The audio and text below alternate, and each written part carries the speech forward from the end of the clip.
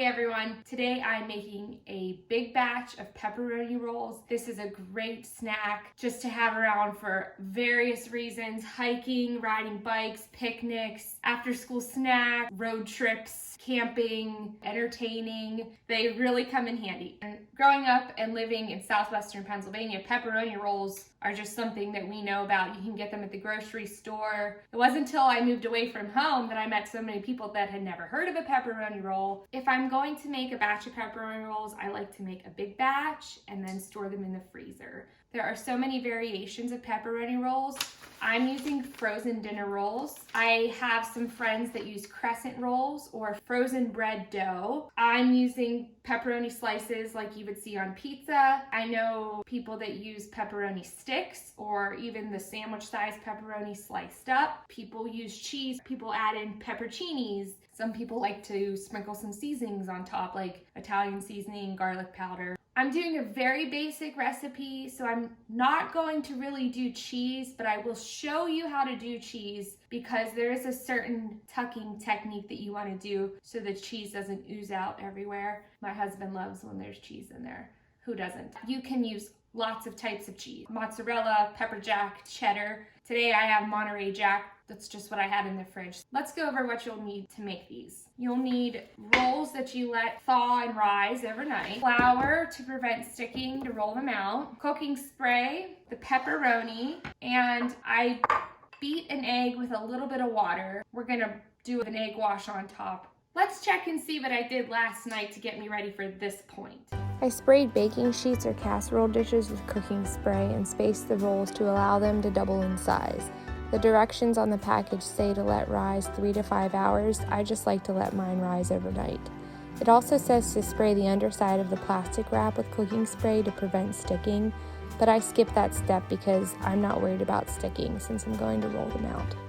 If you're going to use frozen rolls, I don't have an exact ratio of how much pepperoni to purchase. I would recommend planning for 8 to 12 slices of pepperoni per roll. For this batch, I have 112 rolls.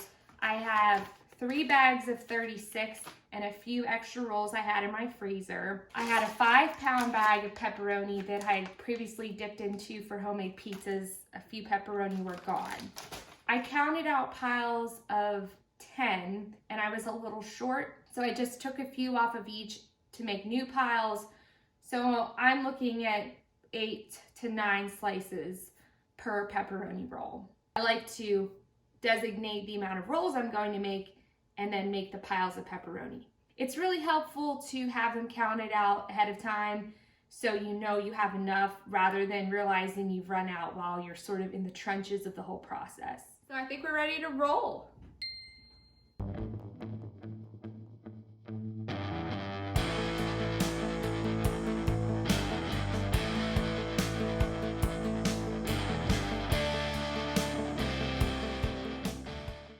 First, I like to separate the expanded rolls with a pizza cutter.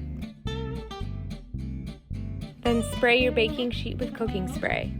Sprinkle the surface you're working on with some flour and roll your dough out about 4 inches or so. Take a stack of pepperoni and line it down the center, leaving a little bit of space on the edges. Dip your fingers in water and tap around the edges of the roll. Roll that baby up and put it seam side down on the baking sheet.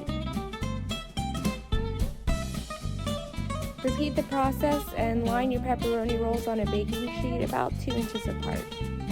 Now for the cheese part.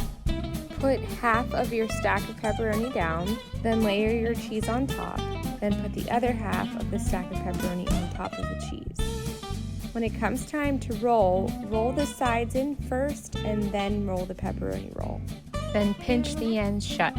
Whether or not you are doing cheese, the next step is to brush the tops with the egg wash. Put them in the oven at 375 degrees for 18 to 22 minutes. Let's take a peek. Oh, that's the noise you make when you actually like what I'm making for dinner. Doesn't happen very often. You're looking for the dough to bake and for a little bit of color on the tops and bottoms, but you don't want the bottoms to burn. Transfer them to a cooling rack. Be sure they have cooled completely before storing them, otherwise they might get soggy.